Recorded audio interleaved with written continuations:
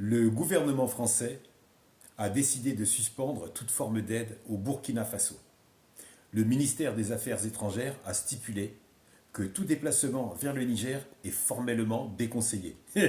Sans blague. Le gouvernement français a été clair sur la volonté d'interrompre ces aides au Burkina Faso. Donc, une forme d'attaque politique ciblée à l'encontre de Ibrahim Traoré. Ibrahim Traoré est le président de la transition du Burkina Faso depuis le 30 septembre 2022, date à laquelle il a renversé le lieutenant-colonel Paul-Henri Sandaogo Damiba et ensuite a pris la tête du MPSR, Mouvement patriotique pour la sauvegarde et la restauration. Ce mouvement patriotique de transition au Burkina Faso, après le coup d'État du 24 janvier 2022, à cette date, Ibrahim Traoré avait 34 ans, donc le chef d'État le plus jeune au monde. Par punition, le gouvernement français coupe toutes les aides au Burkina Faso pour avoir soutenu le Niger dans son combat pour l'indépendance. Il est question de 500 millions d'euros d'aide. Certains économistes prétendent que ce montant est semblable à 10% des dépenses du gouvernement du Burkina Faso en 12 mois. Est-ce un trou dans le budget? Non, je dirais plutôt une grosse cave, mais on va y revenir.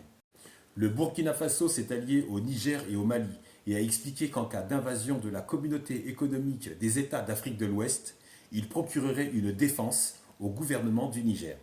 Accroche-toi bien. Des témoignages burkinabés stipulent le fait que ces 500 millions d'euros ne serviront plus à nourrir la corruption des élites à la solde du gouvernement français pour arracher et s'accaparer les richesses du Burkina Faso vers l'Hexagone. Est-ce un trou dans le budget du Burkina Faso? Non. Une crevasse, un cratère dans le budget des corrompus africains à la solde du gouvernement français. Certains sont persuadés que cette aide au développement se résulte à plus de 63 ans de coopération France-Afrique inutile. En contrepartie, des avis divergent, et notamment que cette suspension pourrait être aussi lourde qu'à la propre aide au développement économique français. Là c'est sérieux. C'est pas juste une balle perdue. C'est une balle sérieuse dans le pied des Français, mais pas pour ceux qui dirigent la France. Mais les Burkinabés ne sont pas effrayés de cette décision. Ils considèrent que cette aide conditionnée dans un esprit de misérabilisme et de dépendance. Il y a donc aujourd'hui une volonté du peuple burkinabé de reconquérir leur territoire afin de réinventer des solutions de survie, des solutions de développement durable et à plus long terme, de renouveler des moyens en réponse à des leviers budgétaires. Mais attention, on dit que le Burkina Faso est un pays pauvre, parmi les plus pauvres en Afrique. Mais le Burkina a des sous-sols qui contiennent d'abondantes richesses minières, comme le manganèse, qui est utilisé pour protéger les cellules contre le stress, donc un antioxydant, qui aide et maintient l'ensemble de ton squelette. Molybdène, qui possède de multiples vertus et très utile à l'homme, qu'on trouve dans leurs végétaux, dans les céréales complètes et dans les légumes verts. La stibine, matière minérale qu'on utilise et qui donne cet effet de scintillement au feu d'artifice.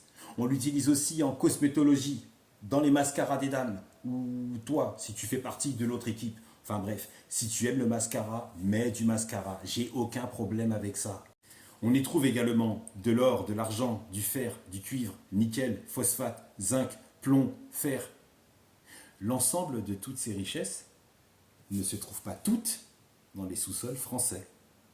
Emmanuel Macron a qualifié la colonisation comme crime contre l'humanité plus de 60 piges après les guerres d'indépendance. Ok. Mais une civilisation qui décide de fermer les yeux à ses problèmes les plus délicats et les plus critiques est une civilisation qui est accidentée, souffrante et qui laisse traîner de lourdes casseroles.